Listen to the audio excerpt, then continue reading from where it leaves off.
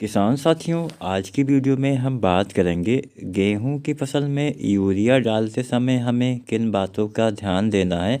Urea हमें आखिर गेहूं में कितना बार इस्तेमाल करना है, कुल कितना यूरिया डालना है, यूरिया के साथ कौन कौन सी चीज़ें डालने से फ़ायदा मिलता है, यूरिया खाद की क्षमता हम कैसे बढ़ाएं। ये तमाम जानकारी आज की वीडियो के माध्यम से आपको मिलने वाली है। तो आज की पूरी वीडियो किसान साथियों आप ज़रूर देखिएगा। कुछ भी आपके मन में सवाल है या कोई भी सुझाव है तो आप कमेंट भी कर सकते हैं। तो चलिए जानते हैं यूरिया खाद के बारे में। आखिर सही समय क्या है इस खाद का गेहूं में प्रयोग करने का। किसान साथियों, आप हमें नीचे कमेंट के माध्यम से यह अवश्य बताएं कि आपकी गेहूं की फसल अभी कितने दिन की हो गई है, ताकि आने वाले दिनों में हम उसी हिसाब से वीडियो बना सकें। तो चलिए जानते हैं गेहूं में यूरिया डालने का सही समय क्या होता है। सबसे पहले जानते हैं कितना हमें यूरिया डालना होता है। किसान साथियों, यूरिया खाद हमें गेहूं की फसल में उत्पादन क्षमता के हिसाब से तय करना होता है। अगर कोई ज़्यादा उपज देने वाली वैरायटी है तो उसमें ज़्यादा लगता है, अगर कोई कम उत्पादन देने वाली वैरायटी है तो उसमें ज़्यादा की अपेक्षा कम खादों का इस्तेमाल करना होता है। तो यहाँ पे एक बात का ध्यान आपको ये देना है, गेहूं की जो बुआई होती है वो लगभग 20-25 अक्टूबर से ही शुरू हो जाती है और दिसंबर तक हम गेहूं की बुआई करते हैं। अब यहाँ पे जो गेहूं आप अक्टूबर के महीने में लगाते हैं, लास्ट अक्टूबर तक, जो अगेती गेहूं की बुआई भी बोली जाती है, अगेती बोई जाने वाली किस्में ही हमें ज़्यादा उत्पादन दे पाती हैं। तो ऐसी वैरायटियाँ जो आप अगेती लगाते हैं उसमें आपको खाद की मात्रा ज़्यादा इसलिए देना पड़ता है क्योंकि वो वैरायटी ज़्यादा उत्पादन देती है। सामान्य उत्पादन देने वाली वैरायटी हम जो है लगाते हैं वो लगभग नवंबर के महीने में, उसकी नवंबर के पहले सप्ताह या 10 नवंबर से बुआई स्टार्ट कर देते हैं और नवंबर के महीने तक बुआई करते हैं। तो ऐसी वैरायटियों में अगेती की अपेक्षा कम खादों का इस्तेमाल हमें करना होता है। तो यहाँ पे चलिए हम जानते हैं खाद डालने का सही समय क्या है।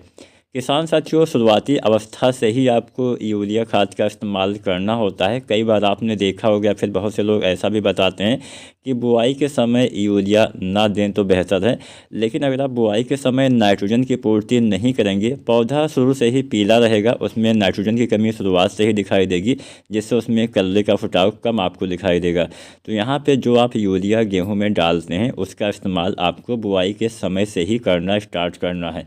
तो चलिए जानते हैं। हाँ, एक बात का ध्यान आपको ये अवश्य देना है कि जो दूसरी खादें होती हैं, जैसे मान लीजिए यूरिया आपने बुआई के समय दिया, लेकिन अगर आपने बुआई के समय डीएपी डाला तो उसमें भी नाइट्रोजन की कुछ पूर्ति हो जाती है। इसी हिसाब से अगर आपने एनपीके डाला तो उससे भी नाइट्रोजन की पूर्ति हो जाती है। लेकिन अगर आपने सिंगल सुपर फास्फेट का इस्तेमाल किया जिसमें नाइट्रोजन नहीं होता है, तो ऐसी कंडीशन में जो आप पहली बार यूरिया डालेंगे वो आप उसी हिसाब से मात्रा बढ़ा के भी डालेंगे। मैं एकदम सटीक जानकारी आपको, एकदम मात्रा, एकदम सटीक जानकारी, वैज्ञानिक तरीका आपको बताने का प्रयास करूंगा। तो पूरा वीडियो किसान साथियों आप ज़रूर देखिएगा। और अभी भी अगर आपने चैनल को सब्सक्राइब नहीं किया है तो आपको वीडियो के नीचे ही सब्सक्राइब का बटन दिखाई दे रहा होगा, आप सब्सक्राइब कर सकते हैं। पहले से सब्सक्राइब है तो अच्छी बात है, ना हो तो आप कर सकते हैं। और वीडियो को लाइक भी करिएगा और कुछ भी सवाल हो तो कमेंट भी करिएगा। तो चलिए कुल मात्रा हम जानते हैं किसान साथियों। यूरिया की कुल मात्रा 2.5 बैग से लेके 3 बैग यूरिया आपको देना होता है। अगर आप बुआई के समय डीएपी या फिर एनपीके वगैरह डालते हैं, एसएसपी डालते हैं, तो कुछ मात्रा बुआई के समय आपको बढ़ाना पड़ता है, क्योंकि डीएपी में भी नाइट्रोजन होता है, एनपीके में भी नाइट्रोजन होता है, लेकिन एसएसपी में नहीं होता है।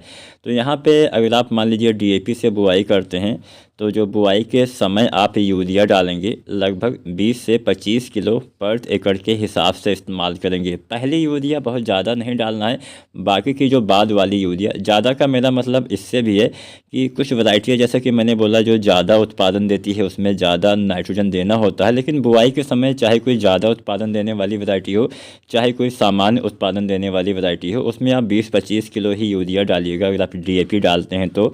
और उसके बाद में जो हम यूरिया डालते हैं, जो पहले पानी पे, दूसरे पानी पे या फिर बीच में भी डालते हैं, तो उसकी मात्रा आपको ज़्यादा करनी है। तो चलिए जानते हैं। तो पहली मात्रा तो आपने 20-25 किलो बुआई के समय डाला, साथ में अगर आप डीएपी डालते हैं तो 55 किलो के आसपास डीएपी लीजिए। और 55 किलो डीएपी हो गया, यूरिया आपको 20-25 किलो, साथ में आपको लेना है पोटास।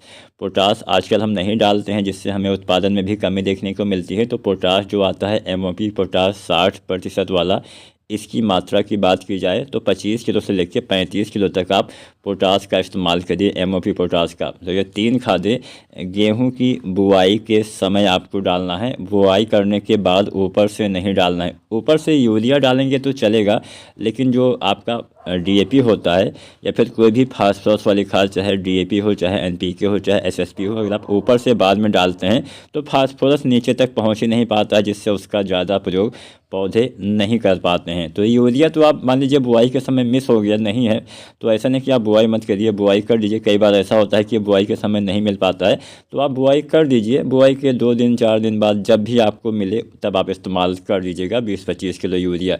लेकिन डीएपी या एनपीके या एसएसपी बुआई के समय ही डालिएगा। तो पहली मात्रा आपने जाना। अब जानते हैं कितनी बार यूरिया डालना है। जितनी ज़्यादा बार आप यूरिया डालेंगे उतना ज़्यादा लाभ आपको मिलेगा। यूरिया एक ऐसी खाद है जिसका अगर आप सही से इस्तेमाल नहीं करते हैं, अगर आप अच्छे तरीके से भी इस्तेमाल करते हैं तो मुश्किल से 40 या 45% लाभ आपके पौधे ले पाते हैं। बाकी की आधे से ज़्यादा मात्रा 50-55% वो बेकार हो जाती है। कुछ तो पानी के साथ नीचे चली जाती है, कुछ गैस बन के उड़ जाती है, कुछ आपने गलतियाँ कर दी तो भी नुकसान हो जाता है। तो इसीलिए यूरिया जो आप डालिए वो, क्योंकि इसमें नुकसान ज़्यादा होता है, बहुत जल्दी ये आपके पौधे तक मतलब पहुंच तो जल्दी जाती है, लेकिन पानी जैसा कि मैंने बोला नीचे चली जाती है और रेतीली मिट्टी में समस्याएं और ज़्यादा आती हैं।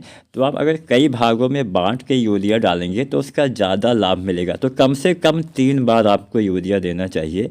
तो पहली बार आप डालिए बुआई के समय, दूसरी बार आप डालिए लगभग पहले पानी के बाद, और तीसरी बार यानी अंतिम यूरिया दूसरे पानी के बाद इस्तेमाल करिए। हमेशा सिंचाई करने के बाद आपको यूरिया डालना है, इस बात का ध्यान देना। सिंचाई करने से पहले अगर आप यूरिया डालते हैं तो और कम लाभ आपके पौधे उसका ले पाएंगे, इस बात का ध्यान देना है। तो मैंने समय बता दिया, बुआई के समय पहले पानी पे और दूसरे पानी पे सिंचाई के बाद आपको इस्तेमाल करना है यूरिया का।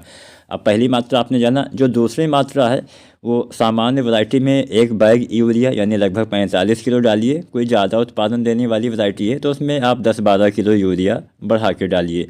ऐसे ही दूसरे पानी पे आप 45 किलो यूरिया डालिए। कोई ज़्यादा उत्पादन देने वाली वैरायटी है तो 10 किलो, 12 किलो, 15 किलो यूरिया आप बढ़ा के इस्तेमाल करिए। पहले और दूसरे पानी पे आपको बढ़ाना है। अब ऐसे किसान साथी जो रेतीली मिट्टी में या फिर ऐसी मिट्टी जहाँ पे बहुत जल्दी पानी भी सूख जाता है और यूरिया भी बहुत जल्दी नीचे, थोड़ा सा बलुई टाइप की मिट्टियाँ होती हैं, हल्की मिट्टी जिसको हम बोलते हैं, तो हल्की मिट्टी में अगर आपने गेहूँ लगाया हुआ है तो आप यूरिया 3 की बजाय 5 भागों में बांट के भी डाल सकते हैं। पहली मात्रा जैसा कि मैंने बोला 25 किलो ही आप 20-25 किलो डालना है। बाकी जो मैंने बोला 45 किलो, तो आप 45 का आधा कर दीजिए। 45 का आधा एक बार डाल दीजिए पहले पानी पे, फिर 1 सप्ताह बाद, फिर 1 सप्ताह बाद, ऐसे ऐसे मतलब अपने हिसाब से कुल मात्रा उतना ही रखना है। कुल मात्रा आपको लगभग 45-90 किलो ही आपको बाद में डालना है। लेकिन ये 90 किलो आप किसान साथियों जो डालेंगे वो 2 भागों में आप भारी मिट्टी में डालिए, और जो थोड़ा सा हल्की मिट्टी है उसमें आप 3 भागों में बांट दीजिए या फिर आप 4 भागों में बांट दीजिए। आप इस तरह से इस्तेमाल करते हैं तो इससे जो क्षय होता है, जो नुकसान होता है, वो आपको कम देखने को मिलता है। और सही मात्रा में आपको डालना है। बहुत ज़्यादा यूरिया मत डालिए और बहुत इकट्ठा ज़्यादा मत डालिए। इकट्ठा अगर आप कुल मान लीजिए आप 2 भागों में ही डालते हैं, 2 बोरी आप एक साथ डाल देते हैं, तो इससे क्या होगा कि इससे ज़्यादा कुछ लाभ नहीं मिलेगा। आपका यूरिया बेकार ही हो जाएगा, वो नीचे ज़्यादा चला जाएगा, कुछ कुछ गैस बन के उड़ जाता है। तो इन बातों का आपको ध्यान देना। ऐसा नहीं कि हाँ इकट्ठा ज़्यादा डालने से आपको ज़्यादा फ़ायदा मिलता है। हल्के हल्के मतलब कम कम मात्रा में कई भागों में बांट के डालने से आपको ज़्यादा लाभ मिलता है। अब चलिए जानते हैं यूरिया की हम क्षमता कैसे बढ़ा सकते हैं। तो जैसा कि मैंने बोला, सिंचाई करने के बाद आपको यूरिया डालना है, सिंचाई से पहले नहीं डालना है। और यूरिया के साथ अगर आप सल्फर का इस्तेमाल करते हैं तो इसकी क्षमता बढ़ जाती है, ज़्यादा मात्रा में पौधे ले पाते हैं और धीरे धीरे लंबे समय तक पौधे ले पाते हैं। तो जो सल्फर आता है 90% वाला, लगभग 3 किलो 4 किलो पर एकड़ के हिसाब से आप मिला के इस्तेमाल करेंगे तो इससे आपको फ़ायदा मिलेगा। पहले पानी पे आप मिला के इस्तेमाल कर सकते हैं। बाई चांस आप पहला पानी लगा चुके हैं, दूसरा पानी लगाने वाले हैं, तो आप दूसरा पानी लगाने के बाद यूरिया जब डालें तो उसी के साथ सल्फ़र मिला के डाल देंगे तो अच्छा फ़ायदा मिलेगा। आजकल हमारी मिट्टी में सल्फ़र की भी काफ़ी कमी देखी गई है, तो सल्फ़र वाली खादें आपको अवश्य डालना है। चाहे आप सिंगल सुपर फास्फेट के माध्यम से सल्फ़र डालें, चाहे आप अलग से सल्फ़र मिला के डालें, कुछ भी तरीके से डालें, लेकिन सल्फ़र आपको डालना पड़ेगा। सल्फ़र की कमी हो जाती है तो जो नई पत्तियां निकलती हैं उसमें आपको पीलापन देखने को मिलता है।